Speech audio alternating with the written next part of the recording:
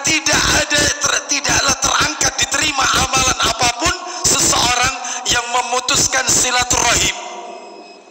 Ya, masuk Isa. Jadi tidak akan diterima amalannya. Ya, oleh karena itu jangan ribut saduluran. Amalan kita yang setiap pekan sekali, tiap Kamis, malam Jumat dilaporkan, itu nggak tertulis, zong, nol. Kenapa? Karena ribut saduluran, gara-gara warisan, gara-gara iri, gara-gara dengki dan seterusnya. Nah, itu ya. Baik, hati-hati. Kadang-kadang ada lagi gara-gara usaha yang tidak transparan, usaha keluarga tapi tidak jujur, ya, tidak transparan. Itu bisa jadi keretakan dalam silaturahim. Nah, itu ya, jangan ribut.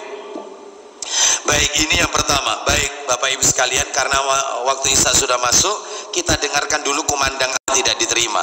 Yang kedua adalah dilaknat oleh Allah, mendapatkan laknat dari Allah. Mana dalilnya? Dalam Al-Quran. Bayangkan, ada di Quran loh ini Bapak Ibu. Ya, jangan main-main. Ada dalam Al-Quran, mendapatkan laknat Allah. Kita dengarkan ayatnya, surat Muhammad, surat nomor 47. Muhammad, ayatnya 22 dan 23. Surat Muhammad, ayat 22 dan 23. Allah Ta'ala kiamat tuli dan buta. Padahal di dunia dia nggak tuli, nggak buta. Kenapa? Karena suka kepaten obor, mutus hubungan kekeluargaan, gak kenal ambil dulur. Kadang-kadang ada orang itu, wis lebih baik saya kenal sama orang lain daripada kenal sak duluran. Apa sak duluran kok seperti ini, mending sama orang lain, seperti itu. Nah, maka orang seperti ini dilaknat oleh Allah, plus matanya buta, telinganya tuli nanti di hari kiamat, gak bisa lihat, gak bisa mendengar apa-apa. Na'udzubillah. Kenapa? Suka mutus silaturahim. Terakhir nomor 3, yang ketiga ini, ancamannya orang yang suka mutuskan silaturahim, ancamannya adalah tidak akan masuk surga. Jelas sekali, tidak akan masuk surga. Dalilnya Bapak Ibu sekalian, di dalam riwayat Bukhari, Muslim, Tirmidzi mengabarkan kepadanya bahwa Rasulullah sallallahu alaihi wasallam bersabda, la yadkhulul jannah qati'ur rahim. Tidak akan masuk surga orang yang memutus silaturahim, nggak masuk surga. Ya, meskipun rajin tahajud, meskipun dia ahli sedekah, hatta umrah setahun 5 kali. Kok bisa Ustaz? Iya, karena pembimbing soalnya. Tetap nggak bisa masuk surga. Kenapa? Mutus kekeluargaan. Ya, sama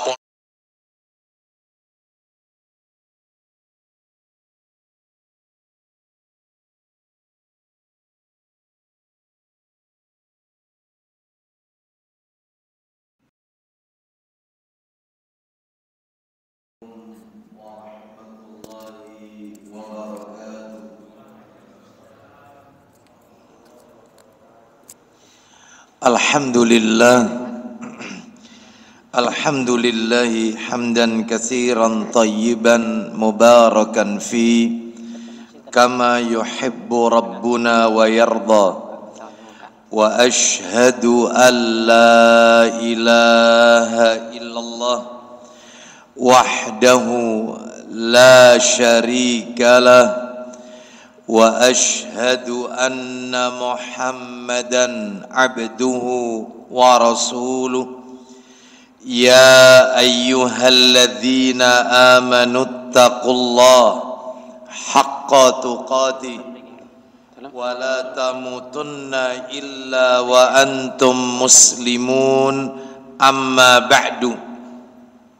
Fa inna asdaqal hadisi kitabullah wa khairal hadi hadi Muhammadin sallallahu alaihi wasallam, wa syarral umuri muhdatsatuha, fa inna kulla muhdatsatin bid'ah wa kulla bid'atin dhalalah wa kulla dhalalatin finnar. Ikhwan wa akhawati fillah, bapak-bapak, ibu-ibu, kaum muslimin dan muslimah, jamaah salat maghrib Masjid Mujahidin yang semoga dimuliakan oleh Allah subhanahu wa ta'ala.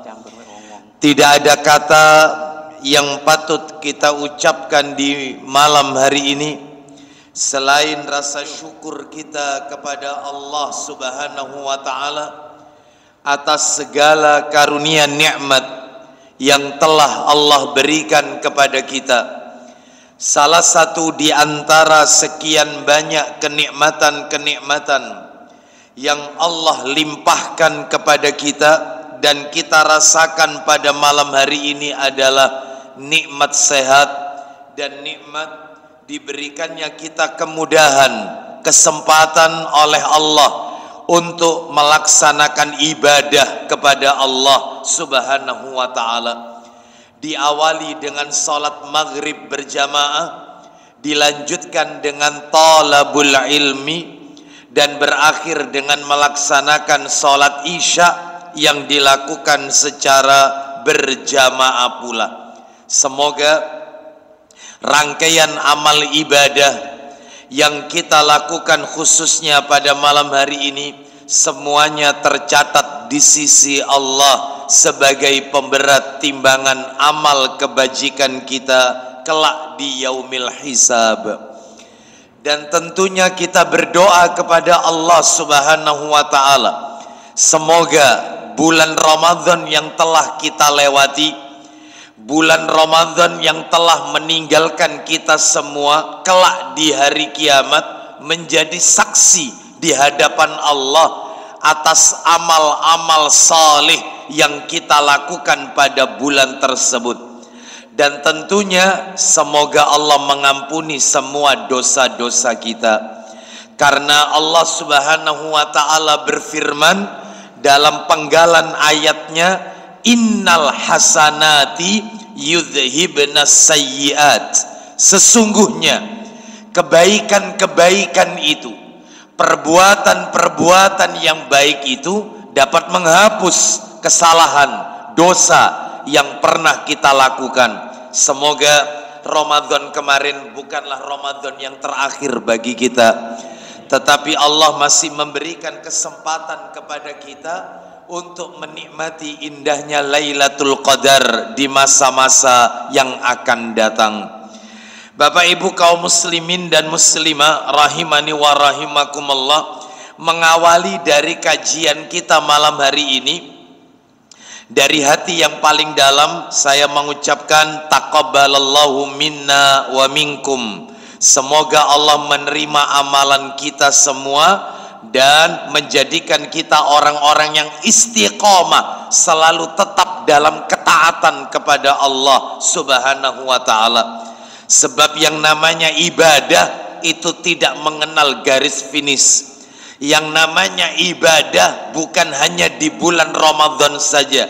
Makanya kata para alim ulama, kunu rabbaniyin wala takunu ramadhaniyin.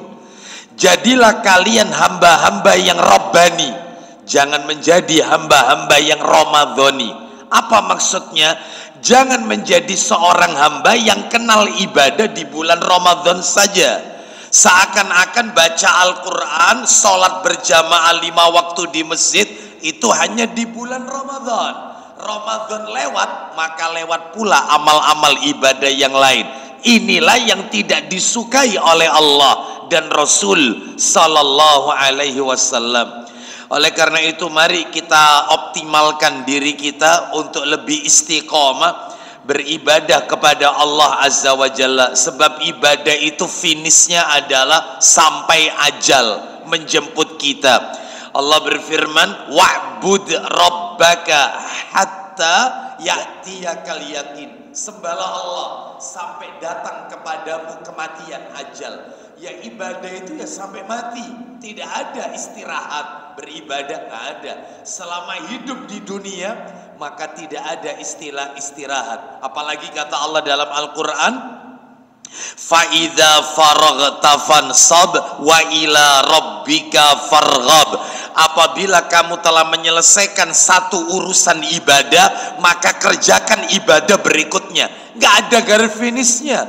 Habis ngaji, taklim, ya sholat isya. Habis sholat isya pulang ke rumah masih ada waktu zikir, baca sholawat, baca kitab-kitab para ulama, baca yaitu artikel-artikel yang ditulis oleh para asatid kita, buka YouTube dakwah, mendengarkan kajian para ustadz kita, ya, buka Al-Quran, atau kalau enggan atau bosan membaca Quran, dengarkan murattal Al-Quran. Nggak ada selesainya ibadah. Ibadah itu kelarnya kalau sudah ajal, dan kita baru bisa dikatakan istirahat yang sebenarnya kalau kaki kita sudah melangkah ke surga Allah Azza wa Jalla. Itulah istirahat yang sebenarnya, karena di dalam surga tidak perlu capek-capek puasa Senin Kamis, Ayamul Bid, puasa 6 hari di bulan Syawal, tahajud tiap malam. Nggak perlu capek-capek. Di surga tinggal menikmati hasil dari apa yang sudah kita lakukan semasa hidup di dunia. Maka ibadah, sekali lagi, ibadah bukan hanya di bulan Ramadan saja. Ibadah sampai kita ajal menjemput kita. Mudah-mudahan kita dijadikan orang-orang yang istiqomah di atas ketaatan kepada Allah Azza wa Jalla. Bapak Ibu kaum muslimin dan muslimah rahimani wa rahimakumullah. Malam hari ini Bapak Ibu, materi yang akan kami sampaikan yaitu masih seputar sunnah-sunnah Nabi, karena ini adalah kajian kita perdana setelah kita libur Ramadan kemarin. Maka topik yang akan kami angkat ke permukaan kami beri judul silaturahim sesuai sunnah. Silaturahim sesuai sunnah Nabi Sallallahu Alaihi Wasallam. Jadi mohon maaf, malam hari ini saya tidak kembali kepada kitab yang biasa kita bahas, kitab yang ditulis oleh Syekh Khalid Al-Husainan hafizahullah, yang berjudul Aksaru min alfi sunnatin fil yaumi wal laila. Kitab yang sudah diterjemahkan dalam bahasa Indonesia, lebih dari 1000 amalan sunnah dalam sehari semalam.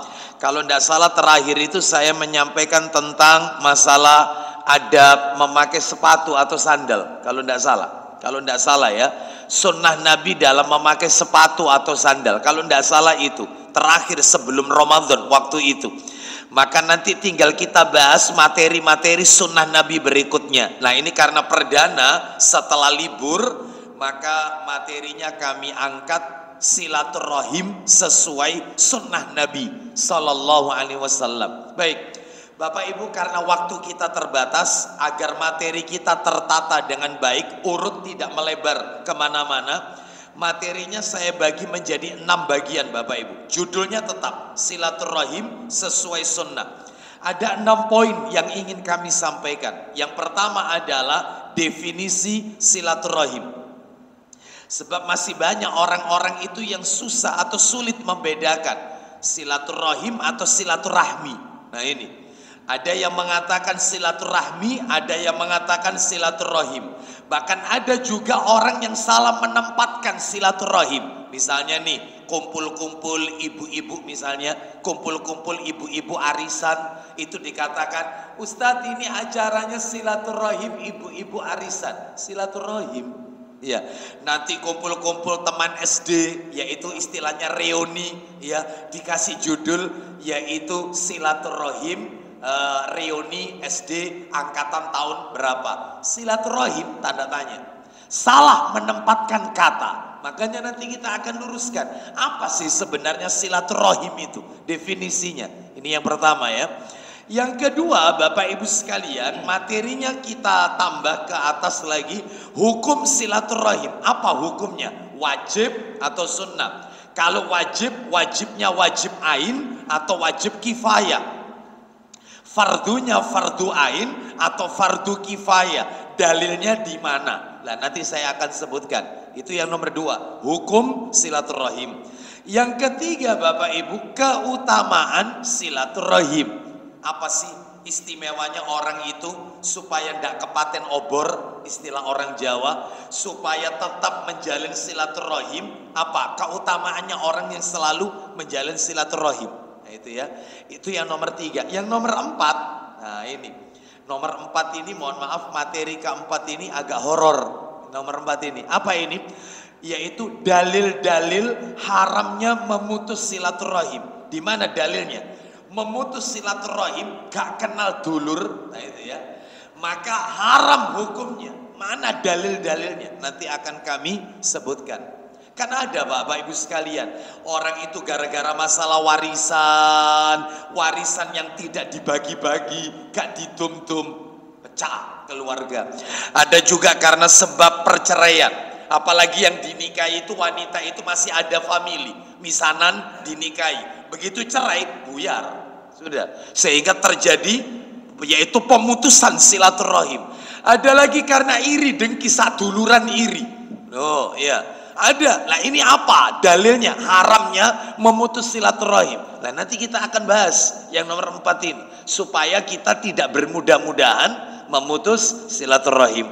Yang nomor 5, yang kelima adalah, mudah-mudahan waktunya cukup ya. Kalau tidak cukup nanti setelah adzan isya kita lanjutkan. Yang kelima adalah tips kiat-kiat agar bisa menjalin silaturahim supaya tidak kepaten obor. Kata orang Jawa, apa kiat-kiatnya? Ini yang nomor 5. Dan yang keenam terakhir, nah ini juga materi horor yang nomor 6, hampir mirip kayak nomor 4. Yang keenam adalah sebab-sebab putusnya silaturahim. Apa yang menyebabkan itu keluarga itu bisa retak, bisa putus hubungan silaturahim? Apa penyebabnya? Baik Bapak Ibu sekalian, kita langsung saja kita bahas satu persatu karena waktu kita terbatas. Yang pertama adalah definisi silaturahim. Bapak Ibu rahimani wa rahimakumullah, para alim ulama mendefinisikan silaturahim macam-macam. Saya nukil satu saja yang paling bagus ini menurut saya ya, yaitu perkataan Al-Hafidz Ibnu Hajar Al-Asqalani rahimahullah di dalam kitab Fathul Bari di juz yang ke-10 halaman 508. Beliau mengatakan di dalam kitab Fathul Bari, silaturahim itu rahim itu kalau ditulis ra-nya itu di fathah ra, haknya itu yang di kasrah, mimnya yang disukun dimatikan, rahim. Silaturahim berarti maknanya menjalin hubungan yang ada kaitannya dengan nasab, garis keturunan, atau karena ikatan perkawinan, sekalipun mereka bukan mahram. Contoh, antara mantu dengan mertua, silaturahim karena ada ikatan perkawinan. Antara ponakan, paman sama ponakan, nasab, garis keturunan, ada ikatan darah. Nah, itu silaturahim itu. Misanan, sepupu ini kan bukan mahram, makanya boleh terjadi perkawinan. Misanan itu beda sama ponakan, nggak boleh menikahi ponakan. Kalau antar sepupu boleh dinikahi. Baik, maka ini silaturahim. Antar sepupu saling menjalin ikatan kekeluargaan, itu namanya silaturahim.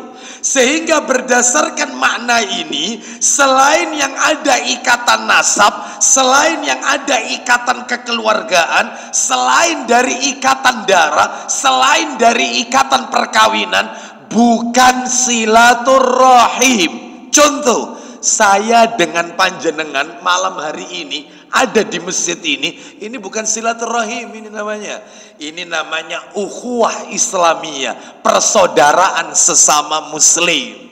Karena kita nggak ada ikatan darah, kita nggak ada ikatan yaitu nasab, kita nggak ada ikatan perkawinan, kita nggak ketemu, ya. Maka ini namanya silaturahim.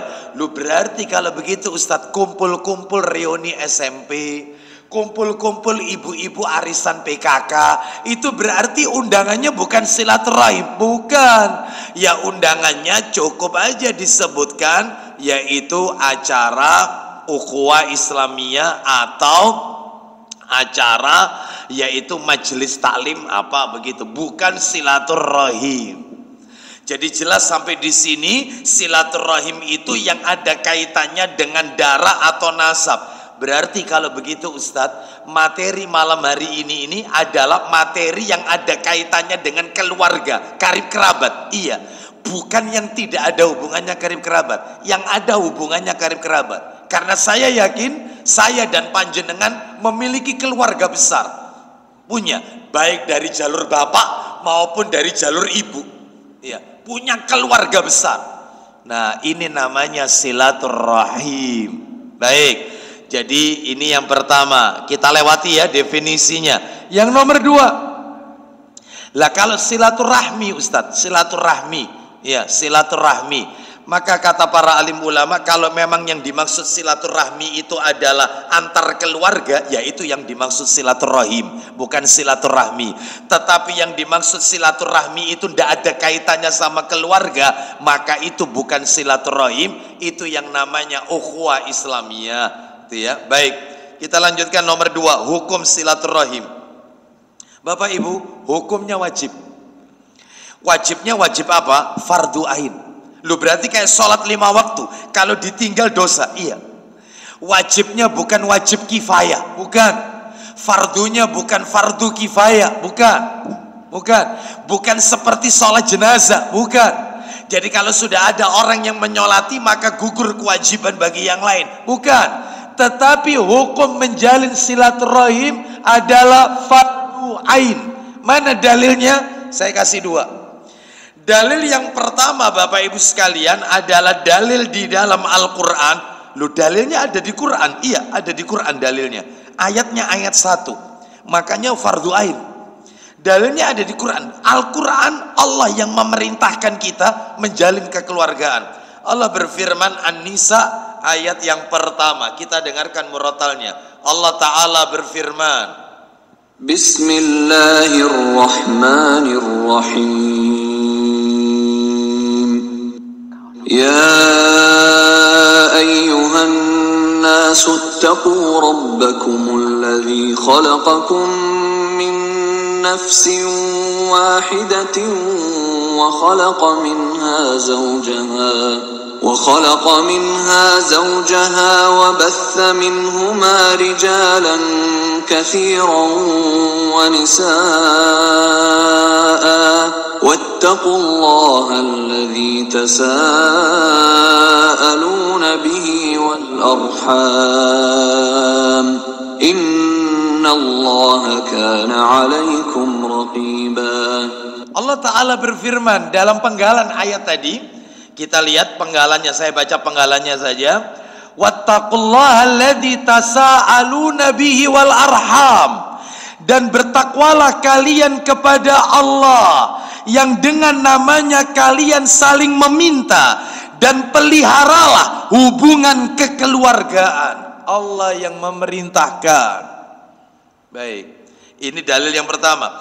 Dalil yang kedua Bapak Ibu sekalian, dalil yang menunjukkan silaturahim ini hukumnya fardu ain adalah di dalam riwayat Ibnu Hibban, dalam sahihnya Sahih Ibnu Hibban, hadis nomor 436, bersumber dari sahabat Anas bin Malik radhiyallahu an. Beliau menceritakan ketika Nabi sallallahu alaihi wasallam menjelang ajalnya, ucapan yang terakhir yang Nabi ucapkan selain sholat, Nabi kan disebutkan di dalam riwayat yang lain, riwayat Ibnu Majah. Kalau ini Ibnu Hibban, riwayat Ibnu Majah, Nabi itu kan wafat menyandarkan kepalanya antara dagu dengan pundaknya Aisyah. Jadi Nabi menyandarkan kepalanya antara dagu dan pundaknya Aisyah. Makanya Aisyah radhiyallahu anhuma pernah mengatakan, aku diberi oleh Allah, aku diberi 10 keistimewaan oleh Allah yang tidak diberikan oleh istri-istri Nabi yang lain. Aku dikasih 10 keistimewaan. Yang pertama, satu-satunya istri wanita yang dinikahi oleh Rasulullah dalam keadaan masih gadis hanya aku. Yang lain janda semua, hanya aku masih gadis. Yang kedua, Rasulullah sallallahu alaihi wasallam wafat di rumahku, bukan di rumah istri Nabi yang lain. Yang ketiga, beliau dikubur di rumahku, bukan di rumah istri-istri Nabi yang lain. Itu ada 10 itu. Saya nggak sebutkan semua ya, nanti insya Allah lain waktu aja ya. Nah, salah satunya ini. Nah, ketika Nabi menjelang ajal, memang riwayat Ibnu Majah mengatakan as-salah wa ma malakat aimanukum, salatlah kalian, sholatlah kalian, dan jagalah budak-budak kalian.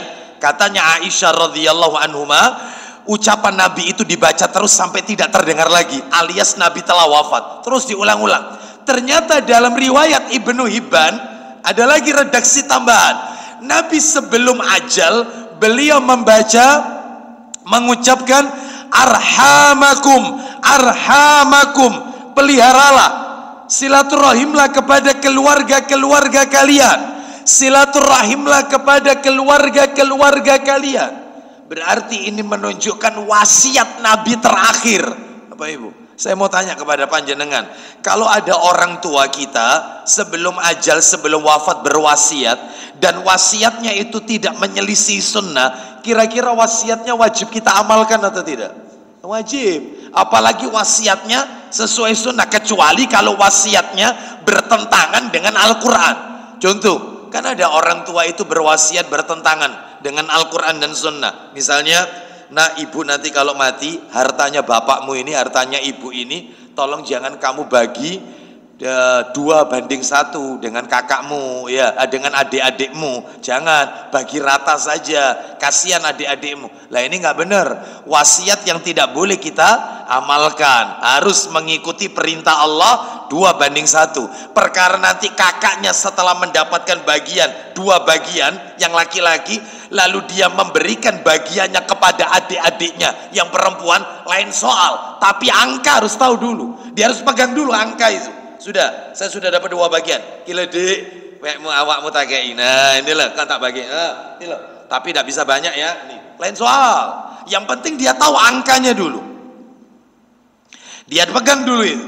Ya, baru kemudian dia bagikan. Baik, kita lanjutkan. Jadi, wasiat tidak boleh bertentangan dengan Quran dan Sunnah. Kita lanjutkan. Jadi ini nomor 2, hukum silaturahim. Yang ketiga, keutamaan silaturahim. Nah, ini keutamaannya banyak Bapak Ibu sekalian, banyak sekali keutamaan silaturahim, banyak sekali. Di antara keutamaan silaturahim yang bisa kami sampaikan adalah, sebagai bukti keimanan kepada Allah Azza wa Jalla. Seseorang itu dikatakan beriman kepada Allah dan beriman kepada hari akhir apabila salah satunya dia menjalin silaturahim. Mana dalilnya? Dalil hadis riwayat Bukhari Muslim. Nabi sallallahu alaihi wasallam bersabda, "Man kana yu'minu billahi wal yaumil akhir falyukrim dhaifa." Barang siapa yang mengaku beriman kepada Allah, rukun iman nomor 1, dan beriman kepada hari akhir, rukun iman nomor 5, maka hendaklah dia memuliakan tamunya. Lalu Nabi melanjutkan, "Wa man kana yu'minu billahi wal yaumil akhir falyasil rahimah." Dan siapa yang mengaku beriman kepada Allah dan beriman kepada hari akhir, maka hendaklah dia menghubungkan silaturahim. Jadi kalau ada orang sama tamu pelit, sama tamu tidak dimuliakan, sama keluarga kepaten obor, gak kenal sama dulur, gak mau menyapa family, diajak kumpulan keluarga nggak mau datang, dimasukkan grup media sosial, grup keluarga, live dari grup, didatangi pintunya tertutup, berarti imannya kepada Allah tanda tanya besar, dipertanyakan imannya. Makanya orang menjalin silaturahim itu sebagai bukti keimanannya dia kepada Allah dan hari akhir, hari akhir. Oleh karena itu ini menunjukkan kepada kita salah satu keutamaan silaturahim. Adapun keutamaan yang lain, waduh, yaitu disebutkan pula di dalam hadis riwayat Bukhari dan Muslim dari Abu Hurairah radhiyallahu anhu, dia berkata, Nabi sallallahu alaihi wasallam bersabda, "Man sarrahu an yubsata lahu fi rizqihi wa an yunassa lahu fi asarihi falyasil rahimah." Barang siapa yang ingin rizkinya dilapangkan Allah, umurnya dipanjangkan oleh Allah, maka hendaknya dia menjalin silaturahim. Menjalin silaturahim. Nah, Ya, oleh karena itu maka sebenarnya ada materi lebih mendetail tentang ini. Loh Ustadz, katanya umur itu sudah dipatok Ustadz. Bayi ketika dalam kandungan seorang ibu, usia kandungan 120 hari 4 bulan, katanya sudah ditetapkan umurnya, ajalnya, rizkinya, bahagia atau tidaknya, katanya sudah ditetapkan. Lah kalau sudah ditetapkan, terus bagaimana dengan hadis ini? Orang kalau jalin silaturahim katanya umurnya dipanjangkan, umur katanya sudah dipatok, mana mungkin bisa bertambah. Oh ya, ini panjang kalau bahas masalah ini, sebab ini ada kaitannya dengan takdir. Takdir itu dibagi 4, ada takdir yang bisa berubah, ada yang nggak bisa berubah. Insya Allah lain kesempatan aja ya, jangan sekarang, tambah panjang nggak selesai materinya ya.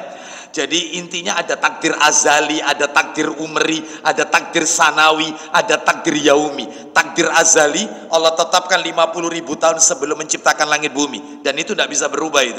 Allah tetapkan. Makanya Allah ketika pertama kali menciptakan makhluknya yang bernama Al-Qalam. Jadi kalau panjenengan ditanya apa yang pertama kali diciptakan Allah, Al-Qalam, pena. Begitu pena itu diciptakan, maka Allah menyuruh agar ditulis semua perkara sampai hari kiamat. Termasuk besok kita pakai baju apa, daun-daun, ranting-ranting yang berguguran besok, sampai terus hari kiamat itu berapa, ikan-ikan besar yang di laut jumlahnya, semuanya sudah ditulis sampai kiamat. Termasuk mana yang penduduk surga, mana yang penduduk neraka, semua sudah ditulis. Lengkap. Selesai. Saya nanti malam ngapain, semuanya sudah ditulis. Lengkap. Itu tidak bisa berubah, itu azali, tersimpan di Lauhul Mahfuz. Lah yang nomor 2 sampai nomor 4 bisa berubah. Takdir umri yang ada dalam kandungan, umri itu. Takdir sanawi tiap tahun, Lailatul Qadar, tanazzalul malaikatu warruhu fiha biidzani rabbihim min kulli amr. Malaikat Jibril, malaikat-malaikat yang lain turun saat Lailatul Qadar, menetapkan urusan untuk setahun berikutnya. Jadi jodohnya orang ini, rumah tangganya sampai tahun depan, ajalnya orang ini nutut enggak sampai Ramadan tahun depan, usahanya orang itu ditulis Lailatul Qadar. Dan ini bisa berubah dengan doa berubahnya. Makanya sering berdoa kepada Allah, takdir, minta takdir yang baik. Itu bisa berubah. Makanya rugi saat Lailatul Qadar kemarin tidak dimanfaatkan untuk i'tikaf, untuk banyak meminta kepada Allah, malam-malam ganjil terutama. Nah, baik, mudah-mudahan Allah pertemukan kita dengan Lailatul Qadar berikutnya. Ya, baik. Kita lanjutkan, itu sanawi. Ada lagi yang yaumi. Nah, lebih horor lagi. Yaumi, harian. Dalilnya Ar-Rahman. Surat 55 ayat 29. Surat Ar-Rahman ayat 29. Kata di dalam Al-Quran itu disebutkan setiap hari Allah dalam kesibukan. Setiap hari Allah dalam kesibukan. Ar-Rahman ayat 29. Memangnya sibuk apa Ustadz? Allah itu tiap hari mengabulkan doa seorang hamba, mengangkat derajat hamba, menyelamatkan hamba-hambanya yang terkena musibah setiap hari terus. Dan itu bisa berubah dengan doa. Makanya doa bisa merubah ketetapan Allah. Itu yang nomor 2 sampai nomor 4. Baik, kita lanjutkan ya. Berarti silaturahim ini bisa melapangkan rizki, memanjangkan umur. Bapak Ibu mohon maaf, nggak usah susah-susah cara berpikirnya. Mohon maaf, di dalam Al-Quran disebutkan kok. Kita dengarkan ya. Ayo.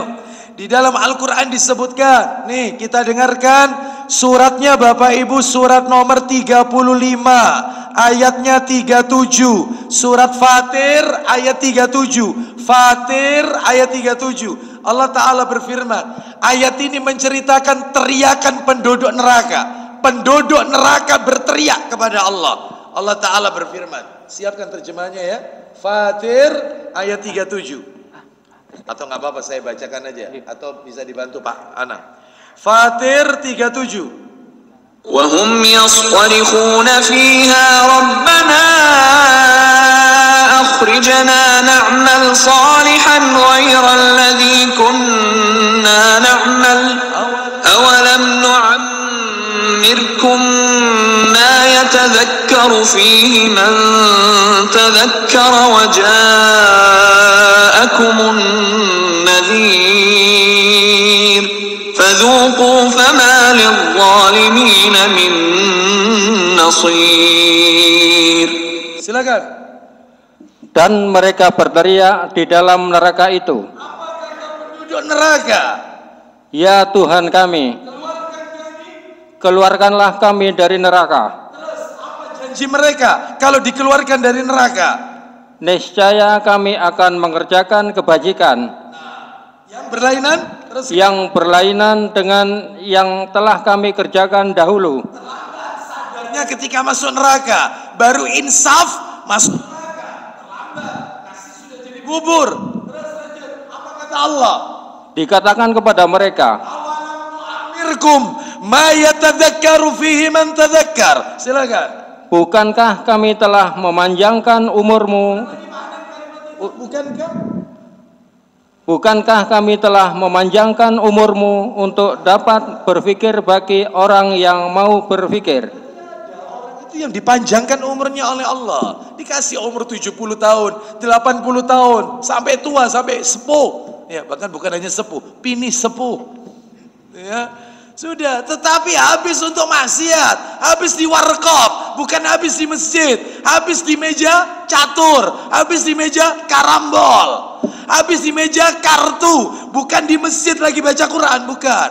Berarti ada orang itu yang umurnya dipanjangkan, makanya umur bisa bertambah. Berarti kalau gitu Ustadz, kalau gitu orang tua boleh doakan anaknya umur panjang, boleh. Wong Nabi aja doakan Anas bin Malik, Allahumma atil hayatahu, Allahumma aksir mohon maaf, Anas bin Malik didoakan oleh Nabi, Allahumma aksir malahu wa waladahu wa atil hayatahu, ya Allah perbanyak hartanya, perbanyak anak keturunannya, panjangkan umurnya.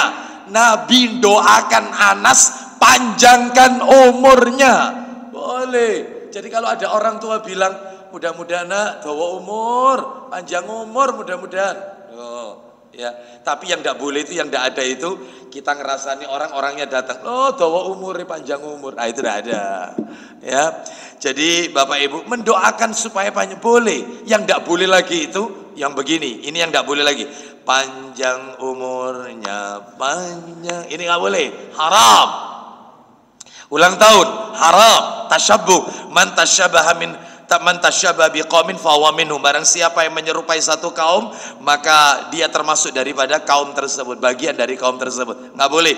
Jadi nggak boleh mengadakan ritual ulang tahun dan seterusnya. Termasuk yaitu mengucapkan selamat berkah, yaitu Allah yubarik fi pada saat ulang tahun, nggak boleh. Kalau memang tujuannya itu, ucapkan keberkahan itu kapanpun kepada saudara-saudara kita, bukan pada saat dia yaitu memperingati hari jadinya, kelahirannya. Baik, kita lanjutkan. Jadi bisa memanjangkan umur. Nah yang terakhir, keutamaan silaturahim. Yang terakhir, banyak sebenarnya keutamaan. Silaturahim itu bisa menghapus dosa besar. Dosa besar. Ini sayang kitabnya ketinggalan. Ya, soalnya saya tadi dari Pacet, ya, itu langsung ke sini tadi ya. Jadi nggak sempat, kitabnya tertinggal di rumah. Makanya saya nggak bawa fotokopian, biasanya saya cukup lihat di sini yang sudah saya download di yang sudah saya PDF-kan materinya di HP saya. Baik, jadi penghapus dosa besar itu dalilnya di dalam kitab Sahih Targhib wa Tarhib nomornya 2526. Saya bacakan aja. Yaitu ceritanya dari sahabat Ibnu Umar radhiyallahu anhuma. Ada seorang laki-laki bertanya kepada Nabi, "Ya Rasulullah, inni adznabtu dzamban aziman." Wahai Rasulullah, aku ini telah melakukan dosa besar. Aku ini telah melakukan dosa besar. Dan dia tidak menjelaskan dosa apa itu. Yang jelas dosa besar. Fahalli min taubati. Apakah ada pintu tobat untukku? Apakah masih ada kesempatan tobat untukku? Bapak Ibu tahu jawabannya Nabi. Anda kalau mendengar jawabannya Nabi, Anda akan kaget. Kok kayaknya nggak cocok. Padahal ada maknanya itu. Apa kata Nabi kepada orang ini? Orang ini habis melakukan dosa besar loh. Nabi malah bertanya, halaka min ummin. Kau punya ibu tidak? Ibu masih hidup tidak? Nabi nggak bilang bapak, ibu yang ditanyakan. Kau punya ibu tidak? Orang ini menjawab, lah, aku nggak punya ibu. Ibuku meninggal. Pertanyaan Nabi yang kedua. Nabi belum jawab. Pertanyaan yang kedua. Fahal laka min kholati. Apakah kau punya kholati? Gini, kholati. Orang Arab itu, Bapak Ibu, orang Arab itu kita punya bapak ya, bapak sama ibu. Bapak sama ibu. saudaranya bapak, entah itu Pak D, entah Pak L, kakaknya bapak atau adiknya bapak kita, itu dalam bahasa Arab disebut ammu. Makanya Nabi kalau manggil Abu Thalib ammu, ya ammu, wahai Abu Thalib pamanku, ammu. Kalau adiknya bapak atau kakaknya bapak yang perempuan, pokoknya dari bapak. Kalau perempuan itu namanya entah bude entah bule, tapi dari bapak. Itu namanya kalau di bahasa Arab ammati, ammati. Sekarang dari ibu panjenengan. Saudaranya ibu yang laki-laki, entah Pak D, entah Pak Li, tapi dari ibu. Itu dalam bahasa Arab disebut khal, khali, pamanku, khal. Kalau saudaranya ibu yang perempuan, entah bude, entah bule, yang dari ibu kita, itu bahasa Arabnya khalati. Ketemu hadis tadi. Nabi bertanya kepada laki-laki tadi, fahalaka min khalati, apakah kau punya tante, bibi, bude, atau bule yang dari ibu? Rasul nggak bilang dari bapak. Orang laki-laki ini menjawab, naam, iya, aku punya. Kata Nabi, kalau ingin taubatmu diterima, dosamu diampuni, fabirroha, baktilah sama tantemu, maka Allah akan menerima taubatmu. Bapak ibu sekalian, ternyata bakti sama tante, saudaranya ibu, entah bude, entah bule, melunturkan dosa besar. Tapi masih banyak keponakan zaman sekarang yang gak peduli sama khalatinya, kurang ajar sama tantenya. Wong tantenya kalau datang, bude, bulenya itu gak pernah ditanya, bude baik, bule baik, enggak, hapian terus. Keponakan yang gak akur sama tantenya, padahal akur sama mereka, itu melunturkan dosa. Loh Ustadz, lah kalau dari jalur bapak, apakah tidak dapat pahala? Dapat, tapi bukan yang ini pahalanya. Pahalanya melapangkan rizki, memanjangkan umur. Yang tadi, yang awal. Sedangkan yang khusus melunturkan dosa, ya ini, dari jalur ibu. Makanya jangan bakhil-bakhil. Sebab banyak orang itu royal sama orang lain, sama keluarga, bakhil. Sama tantenya bakhil. Ustadz, tanteku iki Ustadz, utangan Ustadz. Suka pinjam uang Ustadz, terusnya utang gak bayar Ustadz. Saya ini jadi ponaan ini apa? Terus kasih. Sekali semampu Anda. Saya tidak mampu. Ya, kan ada. Misalnya orang itu keluarga gak seneng ambek wongi tapi doyan ambek duit. Ada nggak yang kayak gini? Aku nyelang duit 2 juta. Kan ada keluarga kayak gini nih, ngeselin. Ada. Saya kalau 2 juta tidak punya. Tapi kalau 200.000 tak kena. Oh, pore 200.000 gak apa-apa ya sekarang nih. Diambil uangnya. Gak seneng sama orangnya tapi mau sama uangnya. Gak apa-apa. Keluarga kita soalnya. Keluarga kita. Jangan bermusuh. Nanti tak sebutkan dalil-dalilnya haramnya memutus silaturahim. Amalan kita gak akan diterima. Meskipun Anda umroh tiap tahun, tapi kalau ribut sama keluarga, amalan Anda tidak akan diterima. Anda silakan ribut sama tetangga, tapi jangan ribut sama sak duluran. Ribut sama sak duluran, amal Anda tidak akan diterima. Meskipun ada tahajud tiap malam, hatta haji tiap tahun, tidak akan diterima. Tidak akan diterima. Anda ribut sama tetangga yang bukan keluarga Anda, nggak apa-apa, nggak apa-apa. Tapi jangan ribut sama keluarga, bahaya ini. Bahkan doa tidak dikabulkan sama Allah, nggak dikabulkan doanya. Nanti kita sebutkan ya, haramnya memutus silaturahim. Jadi kalau dia ngeselin, nggak apa-apa, kita kasih semampu kita.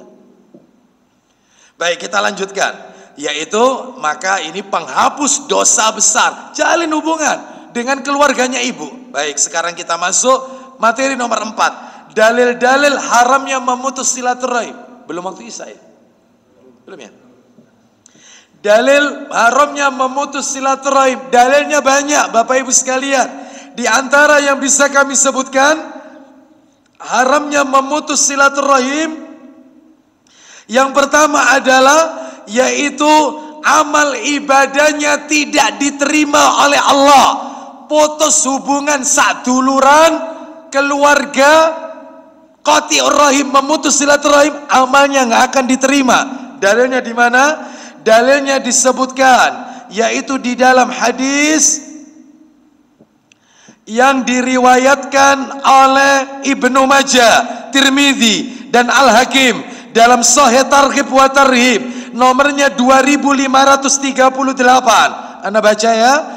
Dari Abu Hurairah radhiyallahu an, dia berkata, Nabi sallallahu alaihi wasallam bersabda, "Inna a'mala bani Adam tu'radu kulla khamisin lailatal jumu'ah.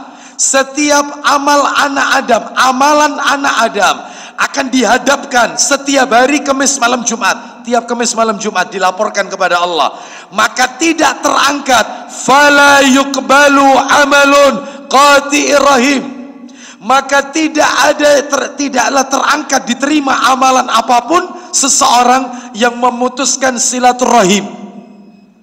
Ya, masuk Isa. Jadi tidak akan diterima amalannya.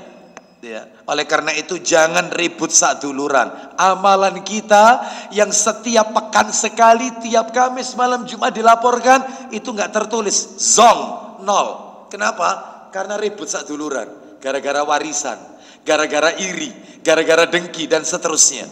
Nah, itu ya. Baik, hati-hati. Kadang-kadang ada lagi gara-gara usaha yang tidak transparan, usaha keluarga tapi tidak jujur. Ya, tidak transparan. Itu bisa jadi keretakan dalam silaturahim. Nah, itu ya. Jangan ribut. Baik, ini yang pertama. Baik, Bapak Ibu sekalian, karena waktu Isya sudah masuk, kita dengarkan dulu kumandang adzan Isya. Setelah itu kita lanjutkan ya materi kita. Silakan, tinggal dikit lagi kok. Silakan. Wassallallahu ala nabiyyina wa ala alihi washabihi wasallam. Allahu Akbar, Allahu Akbar, Allahu Akbar, Allahu Akbar. Asyhadu an la ilaha illallah,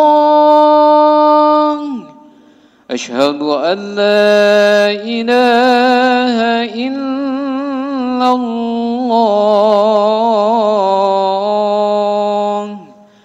asyhadu anna Muhammadar Rasulullah,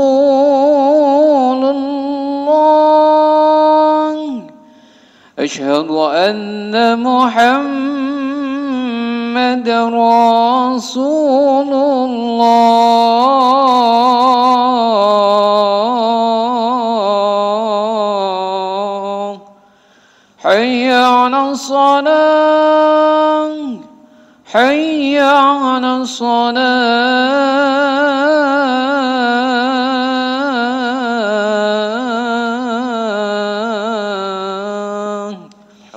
hayya 'alal falah, hayya 'alal falah.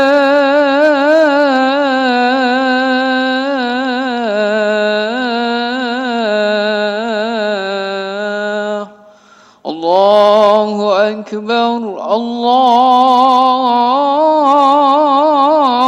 Akbar. La ilaha illallah.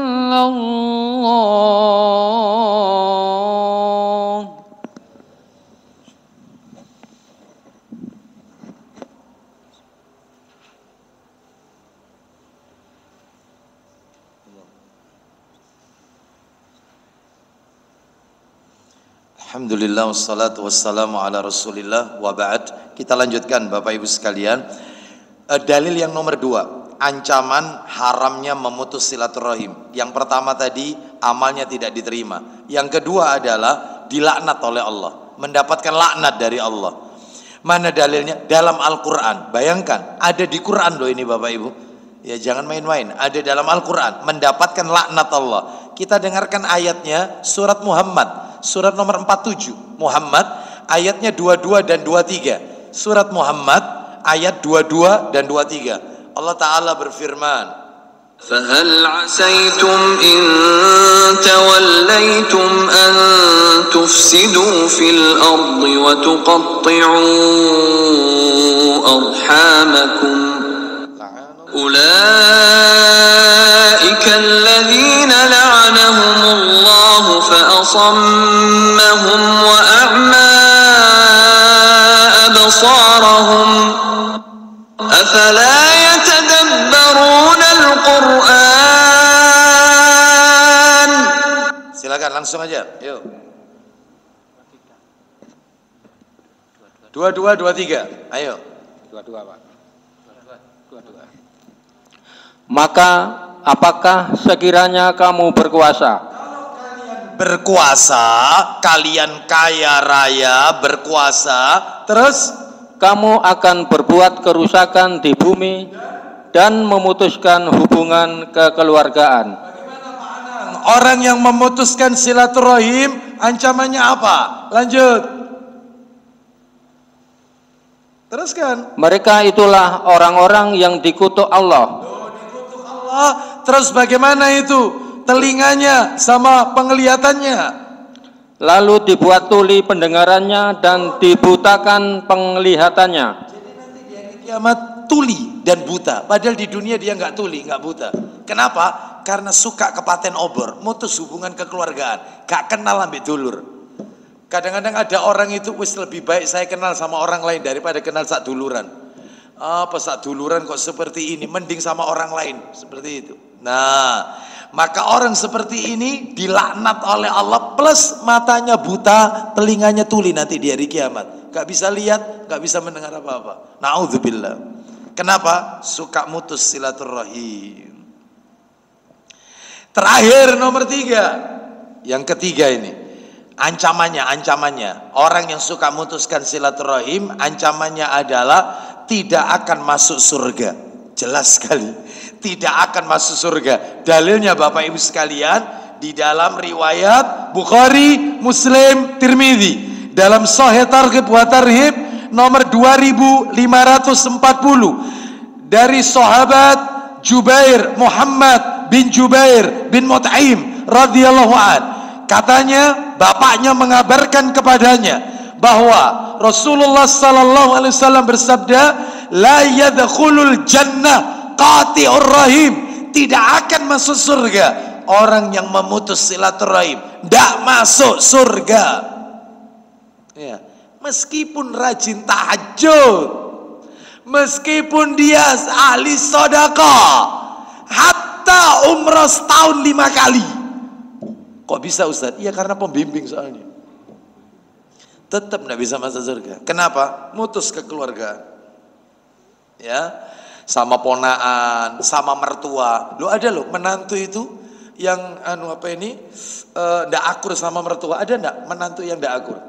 Wong mertuanya kalau datang diintip di jendela. Ya Allah, teko maneh wong iki rek. Wingi tak kei padahal kok teko maneh. Ini bakhil, menantu bakhil. Nggak boleh yang seperti ini. Ya, mutus hubungan nggak boleh. Karena kau menikahi anaknya juga menikahi keluarganya. Jangan diputus. Ya. Apalagi ada seorang istri yang suka ngurek-ngurek suaminya. Apa itu diurek-urek apa? Wes kon gak kurang-kurang. Ya, situ. Sama familimu itu gak kurang-kurang. Sudah biarkan dia seperti itu. Masa kamu bantu terus? Jarna cek usaha dan nggak boleh. Sekalipun seperti itu dia keluarga kita. Tutup aibnya. Tutup aibnya. Ditutup utangnya utang lagi. Ditutup lagi utang lagi. Tutup aibnya. Dulur ini. Kalau Anda ribut sama orang lain silakan. Efeknya tidak besar. Tapi ribut sak duluran, tidak mau menyapa, gak peduli sama mereka. Waduh, amalannya tidak. Capek-capek tahajud, capek-capek ibadah gak diterima. Belum lagi doanya gak diterima. Ada lagi dalilnya, doanya gak diterima. Banyak sebenarnya ancamannya, banyak sekali ya. Cuman karena waktunya ya, saya sebutkan beberapa saja. Baik, sekarang kita akan masuk tips agar silaturahim sesuai sunnah, supaya tidak kepaten obor. Ini materi nomor 5 sekarang. Materi nomor 5, tips kiat-kiat agar silaturahim sesuai sunnah. Tipsnya saya sebutkan ada 3. Ada 3 saja. Sebenarnya banyak. 3 saja. Yang pertama, pelajari nasab, garis keturunan. Tolong Bapak Ibu tak kasih PR. Harus membuat garis nasab. Saya misalnya Fulan bin Fulan. Jadi garis keturunan, diagram. Nah, garis nasab. Ini bukan bangga-banggaan nasab loh ya, garis keturunan. Kan ada orang itu bangga-banggaan nasab, dari bawah itu namanya dia. Namanya dia ini dari bawah, ya. Terus naik ke atas, menyamping ke kanan, ke atas, menyamping ke kiri, ke atas, terus paling atas Rasulullah Muhammad sallallahu alaihi wasallam. Turunannya Rasulullah berarti. Iya, turunannya. Kalau sudah begini terus apa? Apa katanya? Kon gak bisa mlebu surga nek gak ngambung tanganku. Makanya cium bolak-balik terus. Ya, dah keturunannya Rasul. Memangnya kenapa kalau keturunan Rasul? Ya, kalau keturunan Rasul melakukan syirik, apa ya masuk surga? Nggak bisa. Keturunan Rasul melakukan bid'ah, ya nggak bisa lah. Kullu bid'atin dhalalah wa kullu dhalalatin finnar. Memangnya kalau sudah anak cucu Rasul dijamin masuk surga? Enggak ada jaminan. Lihat perilakunya. Ya, seperti itu. Jadi jangan bangga-banggaan keturunan. Ya, kita bukan niat untuk bangga-banggaan, tapi untuk mempelajari nasab. Sekarang saya tanya, tak tes. Antum nama siapa? Ustadz? Ahmad Jailani. Ahmad Jailani bin bapak, berarti bapak bin Kastam. Pak Kastam bin naik 2, bapaknya Pak Kastam bin Riyadi. Pak Riyadi bin sudah tidak tahu. Berarti sampai kakek ya, bapaknya bapak, berarti sampai kakek. Minimal bapak ibu itu hafal 3 orang di atas bapak ibu, minimal 3 orang di atasnya. Nah, nanti tolong dipelajari nasab, apalagi orang zaman dulu. Setahu saya loh ya, istri itu enggak 1, banyak. Terus anak itu banyak, 10, 15, banyak. Lah itu kan melahirkan keturunan. Itu harus dihafalkan itu.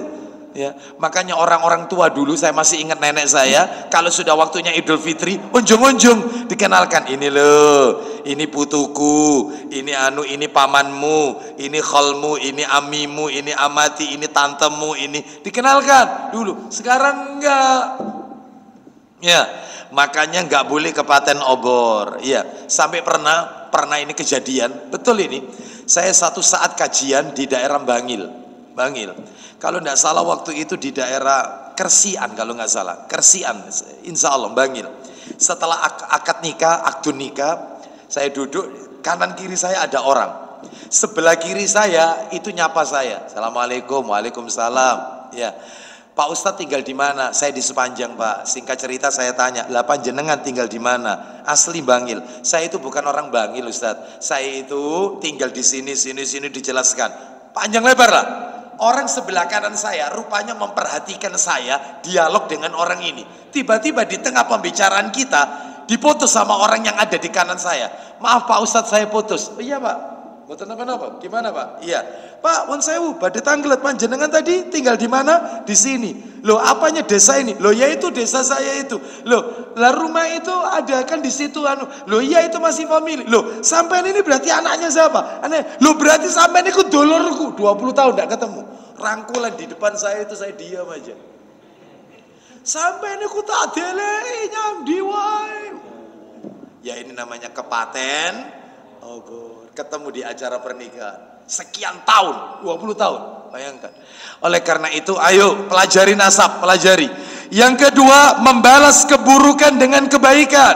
Kalau ada keluarga kita berbuat buruk kepada kita, jangan dibalas buruk. Jangan. Apa kata Nabi? Laisal wasilu bil mukafi'i, walakin huwa alladhi idza quti'at rahimuhu wasalaha. Yang namanya silaturahim itu bukan membalas kebaikan orang yang berbuat baik kepada kita, bukan. Tetapi silaturahim itu adalah menjalin hubungan yang telah terputus, berbuat baik dengan orang yang jahat kepada kita. Mohon maaf. Kalau Anda baik sama saya, kalau saya jahat dengan Anda, saya tidak menyapa Anda, saya membenci Anda, salam Anda tidak saya jawab, senyum Anda saya tidak balas, tapi Anda tetap baik sama saya, itu yang namanya silaturahim. Itu yang namanya silaturahim, itu namanya added value, nilai tambah. Seperti orang nonton bola lah, lihat pertandingan bola itu kalau skor akhir 0-0, saya yakin yang nonton nggak puas. Yang nonton dinteni sampai tengah wengi 0-0 nggak puas. Yang diinginkan oleh penonton ada salah satu kesebelasan yang unggul. Orang hidup itu begitu, harus cari nilai tambah, jangan impas. Kon api aku yo api, kon elek yo tak. Jangan.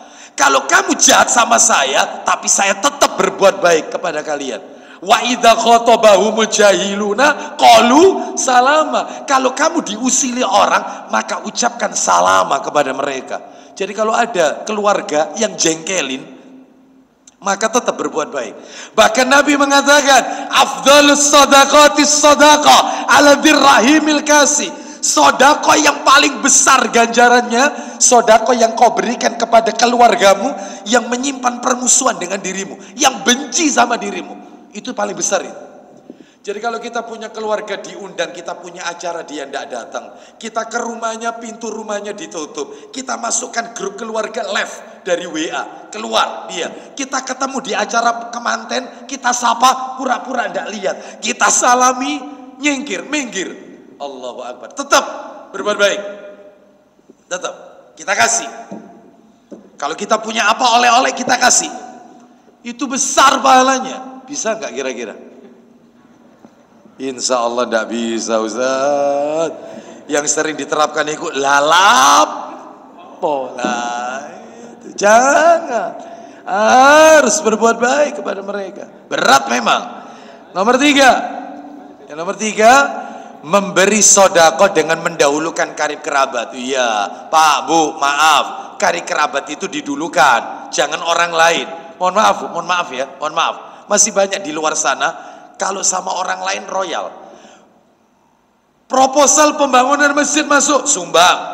Proposal pondok pesantren, rumah takfid, sumbang, dibantu.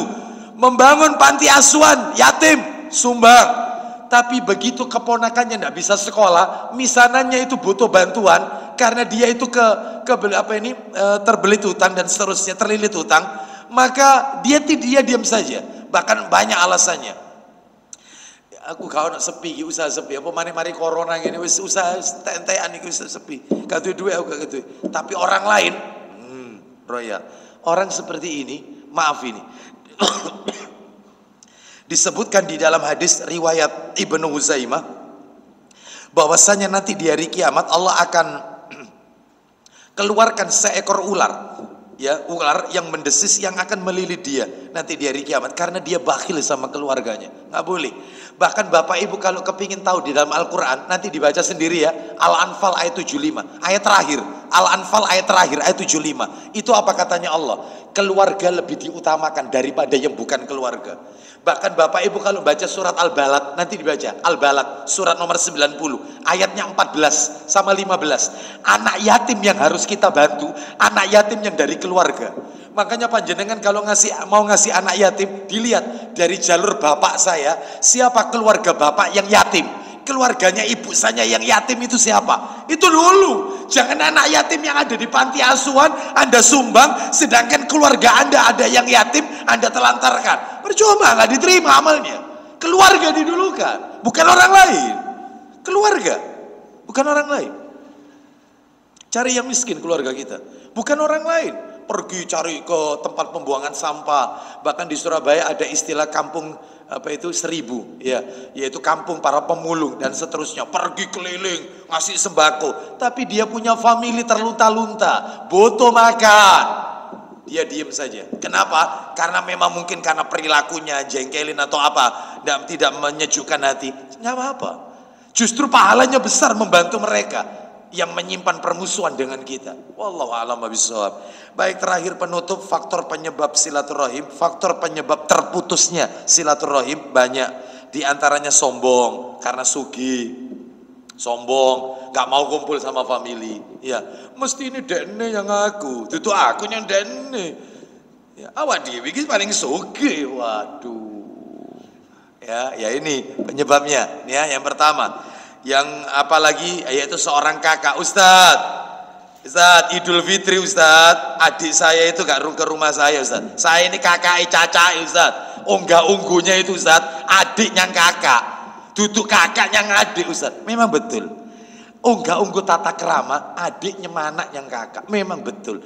Tapi apa salahnya Anda melunturkan ego Anda yang datang, ya wis dik, kon gak doyan ambil omaku, kon gak gelem, gak mau ke rumah saya, aku yang datang ke rumahmu. Dulur ini gede soalnya, jangan diputus, putus amal gak diterima. Ramadan terawih sia-sia. Lunturkan ego kita, datang ke rumahnya, gak apa-apa, kon gak nyang omaku, gak apa-apa, aku sinten kok nyang omamu. Ya apa sehat takon. Itu Sebab ada orang itu nggak bisa, Ustaz. Nah ini sombong, nggak boleh. Yang kedua, suka menunda-nunda silaturahim. Jangan. Sekarang, sepekan sekali dijadwalkan yang dekat-dekat, atau sebulan sekali agak jauh, atau mungkin 6 bulan sekali agak jauh, kita kunjungi mereka. Jangan ditunda-tunda, yang akibatnya nanti akan memutus silaturahim. Terus kemudian diantaranya lagi, suka mencela saudaranya. Jadi dia ini nggak mau datang, karena kalau datang suka dihina. Apalagi kalau orang itu datang ke rumahnya, kan ada orang itu datang, itu omongannya nggak enak. Keluarga kita datang, omongannya nggak enak. Lah iya, anakmu kok kuru kabeh ngene, kok kon kayak mangan kabeh iki. Gak enak omongannya itu. Sehingga dia iki, aduh jok teko mari wis ya. Daripada kamu tak datang nyakiti saya, ya wis lebih baik saya didatangi orang lain, Ustaz, daripada sak duluran. Karena omongannya itu loh, Ustaz, saya nggak mau datang ke rumahnya, bukan modus, Ustaz. Cuman kalau datang itu mesti kelambine anakmu itu kok lele ngene, kok tukono ndi. Ngeritik mesti. Kalau datang ke rumah kita mesti menghina makanan, langsung dapur dibukai. Wah, kolkal-kolkas. Oh, mamu gak ono apa-apa nih, loh itu. Gak apa-apa. Ada orang seperti ini ada, tetap berbuat baik. Jangan dibalas keburukan, jangan. Saudara ini soalnya, family. Ya, hati-hati. Terus kemudian diantaranya adalah tidak memberikan sambutan yang hangat saat saudaranya datang. Jadi kalau orang datang ke rumahnya dia, ini tidak diberi sambutan yang hangat, nggak keluar air, nggak keluar makanan. Tapi kalau dia ke rumah kita, lo ada lo tamu itu, keluarga itu, kalau datang ke rumah kita, misalnya ya. Kalau kita datang ke rumahnya, itu nggak keluar makanan. Tapi kalau dia datang ke rumah kita, toples itu dipangku sama dia. Ada nggak orang model kayak begini? Orangnya bakhil. Kalau kita ke rumahnya makanan nggak keluar. Tapi kalau ke rumah kita, waduh, semuanya dihabiskan sama dia. Bahkan bukan hanya dimakan, dimasukkan ke tasnya sekalian. Tak gomol ya iki ya. Nggak apa-apa. Keluarga, jangan putus. Jangan putus. Semakin banyak keluarga yang jengkelkan, semakin bagus. Ladang amal itu. Iya, Bapak Ibu sekalian, kita lanjutkan. Terakhir iri dengki, banyak sebenarnya. Ada 19 ini penyebabnya. Sebenarnya ada 19 waktunya soalnya ya. 19. Terakhir saya sebut terakhir, iri dengki. Pak, Bu, penyakit pertama yang terjadi di langit, iri. Pertama kali terjadi di langit itu iri. Iblis itu diusir oleh Allah dari surga, iri. Karena dia merasa dia diciptakan dari api, mestinya malaikat itu sujud kepada dia. Kenapa sujud kepada Adam yang diciptakan dari tanah liat? Itu dia merasa api itu lebih besar, lebih mulia daripada tanah. Makanya iblis diusir. Terus Bapak Ibu tahu, penyakit atau dosa pertama kali yang ada di bumi, bukan pembunuhan, iri. Putranya Nabi Adam iri sama saudaranya, yang katanya Qabil iri sama Habil, karena persembahannya Qabil tidak diterima, persembahannya Habil diterima. Diapakan saudaranya? Dibunuh, dilempar batu, dibunuh. Tega menghilangkan nyawa saudaranya, iri karena persembahannya tidak diterima. Awalnya itu iri. Bapak Ibu tahu Nabi Yusuf alaihissalam dimasukkan kemana oleh saudaranya? Sumur. Kenapa? Iri. Saat duluran itu kalau iri berat. Nanti bajunya bagus-bagus, anaknya mulai iri. Dalam nyucil penglima itu kaya-kayaan bareng. Ya, iri, dengki, seperti itu. Ya, oleh karena itu maka yang seperti ini hilangkan. Tidak boleh iri antar saudara. Ada lagi karena masalah warisan, ada lagi juga karena usaha keluarga yang tidak transparan ya. Awalnya tidak seperti perjanjiannya tidak seperti di awal. Mestinya ada keterbukaan, ini tidak terbuka. Lah itu juga menjadi pemicu, termasuk perceraian. Ini juga bikin putus silaturahim. Apalagi wanita yang dinikahi itu masih saduluran, entah misanan, entah itu masih pokoknya berbau keluarga. Lah itu bisa retak karena perceraian. Dan masih banyak lagi sebab-sebab yang lainnya. Wallahu a'lam wa bishawab. Demikian apa yang bisa kami sampaikan. Semoga menjadi tambahan ilmu yang bermanfaat. Ya, dan mudah-mudahan Allah Subhanahu wa taala yaitu menjadikan kita orang-orang yang istiqomah dalam ketaatan kepada Allah dan Allah berikan kita kemudahan untuk menjalin silaturahim. Demikian karena waktunya saya langsung tutup saja dengan kafaratul majelis.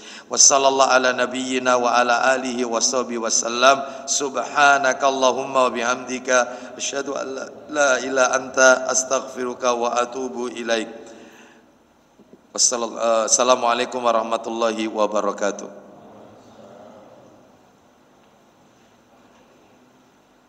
Silakan.